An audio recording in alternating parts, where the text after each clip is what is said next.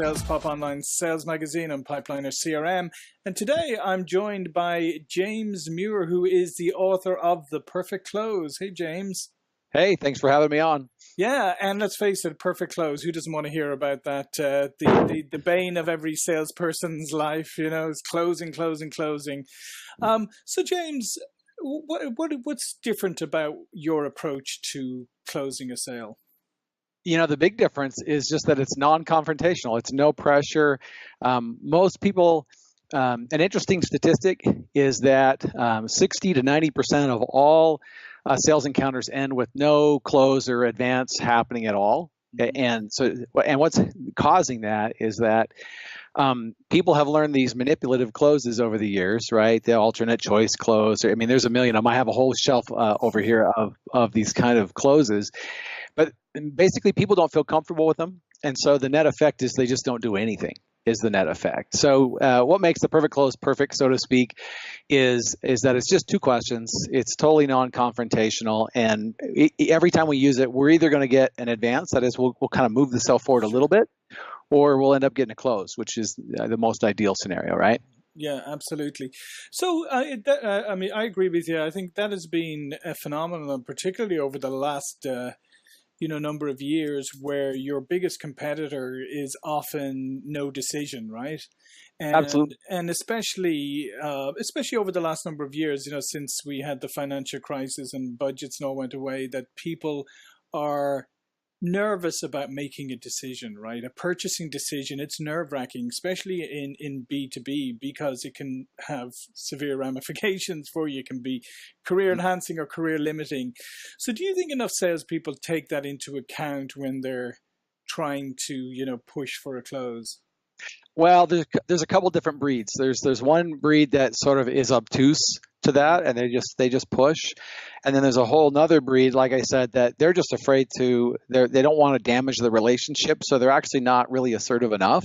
Mm-hmm. And the truth is, you don't really have to be a pushy in any way to help. I mean, if you think about it this way, when you're dealing with a client, they are trying to make something happen. They're trying to achieve a goal, mm-hmm. right? And which one of us wouldn't, it's a new year. A lot of people have fitness goals and things like that, who wouldn't want to have a coach that would help them move them a little closer to their goal, right? Mm-hmm. Well, so that they wouldn't be engaging us if they could do it on their own, right? So they are engaging with us precisely because they would like someone to help them move forward. So as long as we're helping them in a facilitative way, we're not a pressure sort of way, then they're going to welcome our involvement in their opportunity. But, and this is key, at that moment where we start pushing faster than the customer is ready to go for it, that's when it starts to feel like pressure to them, and that's when our efforts kind of backfire. So with just a little bit of thinking, we can ask in a clever way that never comes off as pushy but continues to advance the sale forward. So that's what the close is about. So how can salespeople, that was a great point you just raised about the pace that the purchaser is moving at as opposed to the salesperson. How can a salesperson better get in sync with the pace that's comfortable, without letting it drag out, obviously, but how can they get in sync with the right pace that the customer wants to move at?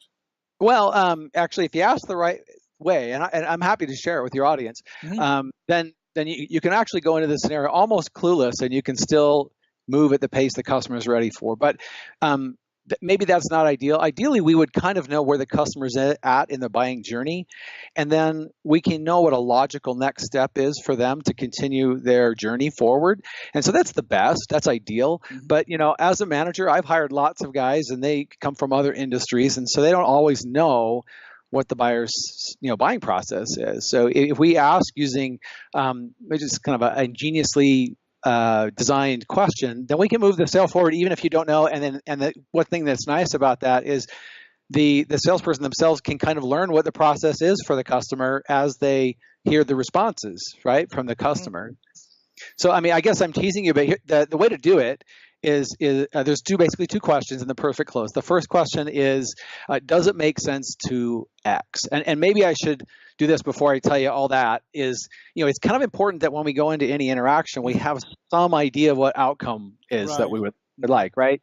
And so, in fact, it's best to have sort of an ideal outcome and then maybe a couple of fallbacks just in case what we're hoping for is not realistic for the customer for some reason. So, with that backdrop, the number one question is, does it make sense for us to X, where X is whatever your ideal advance was that you were hoping for? So if I said, hey, John, does it make sense for us to schedule an assessment? Then, the assessment is the X in that scenario, right? And most of the time people are, in fact, before I tell you question two, let me tell you what I can tell you is, if a person's not used to the sales process, they're very welcoming in the fact that you suggested a next step, because especially with complex sales, some people only buy a thing maybe once in a lifetime, right? So they really don't know what a good next step is. So when we're suggesting it, you're actually adding value to the scenario, right? Because you do it a lot and they don't do it very often, right? So, and a big concern that salespeople have is, oh no, well, what if they say no? What if they say no? And that's where the second question comes in. So basically we say, hey, does it make sense to do X? And there's really only two things they can say. They're going to say yes, they're going to say no. If they say yes, awesome, right? We just got our ideal events. If they say no, then we're going to use the second question. And there's actually 5 different variations of the perfect close. I'm kind of giving you the kindergarten version right here. But the second question is, well, okay, John, what do you think is a good next step then? And so what we're doing in that very basic version is I'm just going to throw you the ball back. And what I can tell you, having been on hundreds of ride-alongs, is in 90% of cases, the customer will suggest a very logical next step that they feel comfortable with at that point, right? So in that sense, we're going to either move the ball forward, or we're going to maybe even get a whole sale. Now, there's some cool things that you can do to juice this whole thing up a little bit, right? So one's called the suggestion, and that's the one I used on you, which is I said, hey, does it make sense for us to schedule an assessment? But you can also frame either of those with a little prefix. You could say, other clients at this stage tend to do Y. Does it make sense for us to do Y, right? And then now, I'm kind of leading you a little bit. I'm putting a thought in your head. It doesn't matter if they say yes or no. If we need to, we fall back to the next one, and you can say, oh, okay, well, sometimes clients will do Z. Does it make sense to do Z? And you can fall back theoretically as many times as you want, but after about 2, it probably looks like it's kind of self-serving. But here's the thing that's really different about this than other types of closes is that, all right, so let's just say they say no. What have they really said no to? Okay, if you really dissect it and look at it, have they said, no, I won't do your thing? No, because we didn't ask them to do the thing. It said, no, I won't buy. No, we didn't ask them to buy. When you get right down to the core of it, does it make sense is really a timing question, right? We're just saying, hey, is now a good time to do this? And if they say no, they haven't said, I'll never do that. They're just saying they're not ready for it. Well, that's very different. And so it leaves you on emotionally much higher ground if it turns out that they're not ready for the step yet. But if on the other hand, if I say, will you do the assessment? Right, and they say no. It's like, now what do I do, right? So, but in this way, they can. And the cool thing about using the perfect close as a suggestion, it telegraphs totally what we're going to ask, right? If I say, hey, does it make sense for us to do the assessment? You go like, well, yeah. Well, they know the next thing I'm going to say is, well, all right, well, let's get our calendars out, let's schedule it. So it telegraphs where we're kind of headed with it, right? So there's some tricks. There's the fallback, which I just mentioned, and then and that's pacing it at the rate they're ready to go. But sometimes the customer is actually ready to go faster than we're ready to go. And so I could say, hey, John, does it make sense for us to schedule assessment? And you say, yeah, that's great. And I go, well, other clients at this stage will also sometimes get us, I don't know, we'll say it's IT, conversion data. Does it make sense for you to get me some conversion data? And then you can say yes or no. If they say yes, I can add on again, right? I can say, all right. And there doesn't seem to be a limit to the number of add-ons that you can do. And one time I, with my team, went to a medical group in Southern Arizona, and we thought we were demoing the wrong people. And so our goal was to get in front of the right people, right? And so we asked him, hey, does it make sense for us to schedule a demo for these other guys? And he says, yes, absolutely. That's a great idea. And then we go, okay. And so I look at on my list, my second advance is, okay, well, a lot of times people want to get us conversion data to see if we can look at it. Does it make sense for us to do that? He says, yes. I'm like, all right, 2 for 2. And I said, well, our third item was to get our technical teams to talk together, right? So does it make sense for us to have our 2 technical teams talk, see what gear we can use of yours and all that? And they said yes to that. So I'm like, I'm spent. I got everything, right? And so at the end of the fallback, you just throw the ball back to them and you say, well, what do you think is a good next step? On the add-on, the last thing if you run out of gas is you say, well, are there any other logical steps that we should be taking right now? Right. And here's what this guy says. He goes, well, our legal team's kind of slow. Is there any chance I could get a copy of your agreement? And we're like, holy smoke. Yes, absolutely. I would, but I would have never dreamed walking into that opportunity, because we didn't even think we were in front of the right people. Right. I would have never dreamed that I could have gotten to the point where we could give him an agreement, right?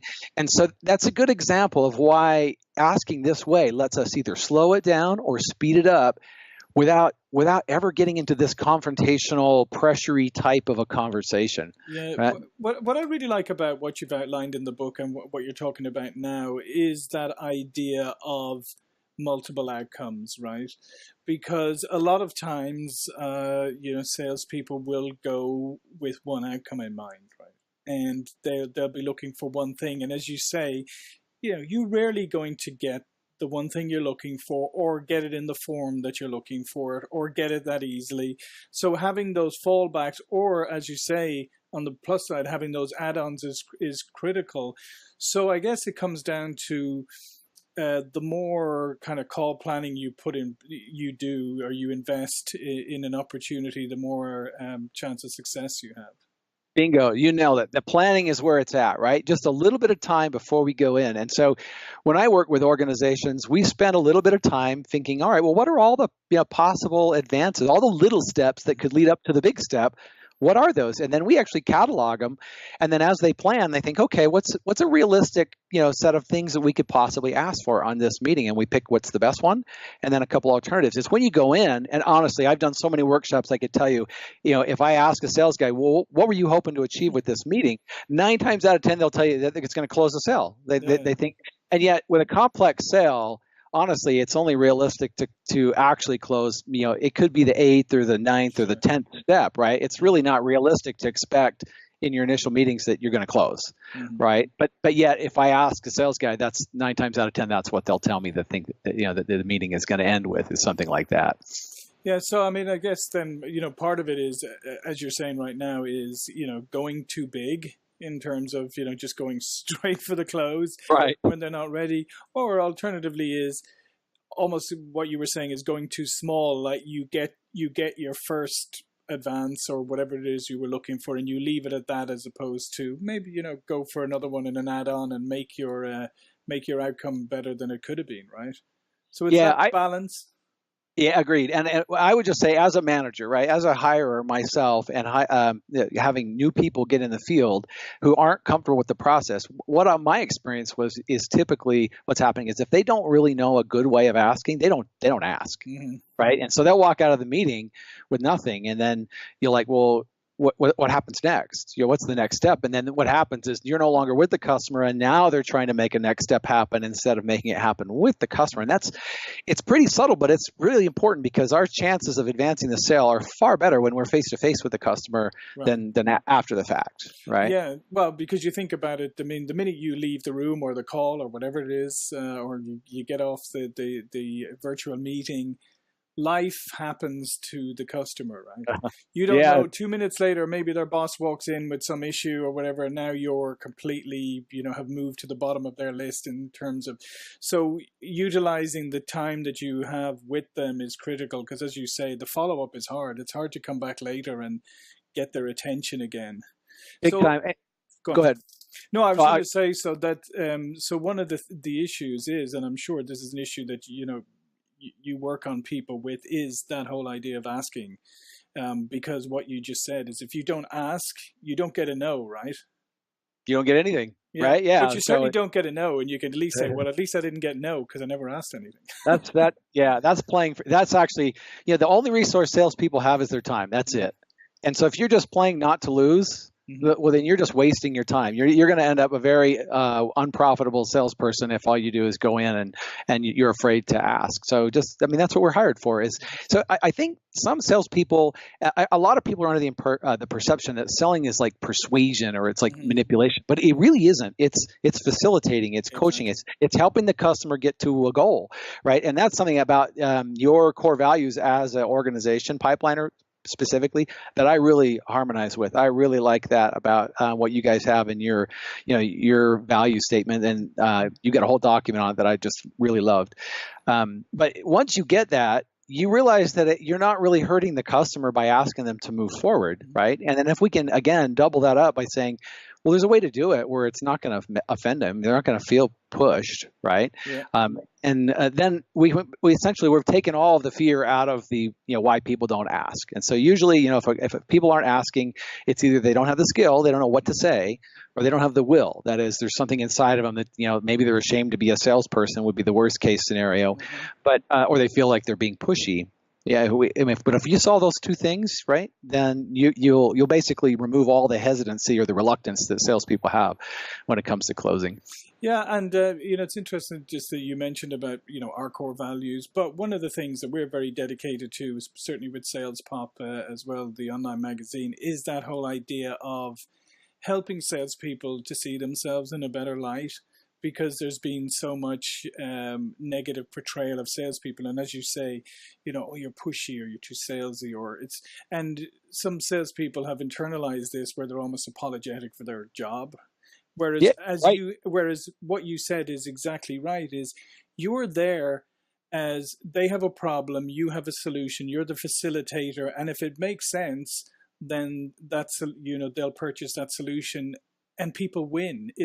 You're bringing solutions and hopefully positivity and progress to that organization. I completely resonate with that. And hey, we just gave it to your whole audience, right? I mean, you didn't have to go buy the book. You just learned the perfect close. You never have to come across as pushy ever again because you watched this video, right? And helping a customer move towards their goal is an act of service. Right? It's not self-serving, right? So it shouldn't be difficult. It shouldn't be stressful. It should be easy because you're just helping. In the same way that if you saw someone that needed help on the road or across the street, you would help them, right? You wouldn't hesitate. It's the same exact thing. And I once people adopt that mindset, they can really just kind of forget all that baggage, emotional baggage that comes with that, and get into just getting focused and being present with the customer and helping them, get their goal. And sometimes the customers are confused. They don't know how to get there, right? And honestly, if they could get there without you, you wouldn't probably be in front of them, right? They wouldn't be looking. So. Yeah. So just as we're bumping up against the end, one of the things I would just mention is that I think people should buy and read your book, because I think that salespeople owe it to themselves to always be developing their skill sets, because I think it's salespeople often don't get the investment in them from organizations, but more often I don't think salespeople invest in themselves enough. I totally agree, and I'll just say I learned somewhere along the line. I'm trying to remember. It might have been Brian Tracy or something like that said, "Hey, invest X% of your income in personal development." And what I can tell you is that at first, when I was poor, right, that was a 1% number for me, and I would buy cassette tapes and things like that, right? And then as I started to do better and better, that number percentage, right? It got so big it was getting hard to spend that amount every year. So you'd upgrade to CDs and then full courses and then going on to workshops and then buying tools. Tools is my favorite because honestly, if you could just throw money at a problem and get a tool that makes you more effective, that's a lot easier than learning a new thing, right? I hate to say it, right? So I'm all about getting the latest phone or the latest whatever because I'm just throwing money at an improvement, right? So it's definitely harder to change than it is to just buy stuff. Absolutely. So yeah, anyway, so I agree with you 100%. If salespeople will invest in themselves, and honestly, a book, not that I'm trying to pitch my book, but a book is a distillation of somebody who's done a lot of hours of research. Exactly. And here for just, $10-20, you get tons of that all condensed into a single document. It's just books as a whole are just a phenomenal resource, I think. Yeah. And I always think if you take one or two things away from every book you read, if you read a few books, that's a lot of progress. Truly. And I read about a book, 1 to 2 books a week. So I read 99 books last year. Didn't quite hit 100. But yeah, you'll find that where you start to broaden your scope, not just only sell and learning about how to sell, but also in the domain in which you sell, right? So if you sell ERP systems or something, if you become an expert in there, then you've created an intersection between two really important skills: how to communicate and facilitate a customer decision with what it is they're trying to do in that domain. And that makes you an extremely valuable resource. It's if you only learn selling stuff, you wouldn't be nearly as valuable as if you're a sell medical devices or something. If you become an expert in that, to where you're providing insight, you're a double threat there, right? Exactly. With the having both those things. So anyway, salespeople should balance their focus, not just exclusively on selling, but also in the area that they sell. Absolutely. Sorry, I'm going on. No, it's great. and we just went into another subject that we'll have to have you back to talk about. But as we bumped up against the end of the time, do you want to just spend a couple of moments, tell people a little bit more about yourself, how they can learn more about you, contact you? Sure. Yeah, absolutely. So the name's James Muir. I'm the author of the best-selling book, The Perfect Close. Probably the best way to communicate with me or connect with me is just to go to my website, which is puremuir.com, puremuir.com. There they can download first 3 chapters of the book. There's a special report, the 7 deadly myths of closing. There's planning forms, agenda templates, all that stuff's free, just to make sure that it's for you. And then folks are certainly welcome to connect with me on LinkedIn or Twitter or Facebook, even if they don't mind seeing my personal stuff. So I'm okay. Right now, I'm just an open book. I essentially divulged the big secret, right, of the book. If you want to know all the variations in detail, then yeah, great, get the book. But you just heard it, right, on the video. So. All right. Well, listen, thanks, James. It's great talking to you. Really fascinating subject, and I know one that people will be very, very interested in hearing about. My name is John Golden, SalesPOP Online Sales Magazine, Pipeliner CRM, another expert interview. We'll see you all again soon. Thank you. Thanks, John.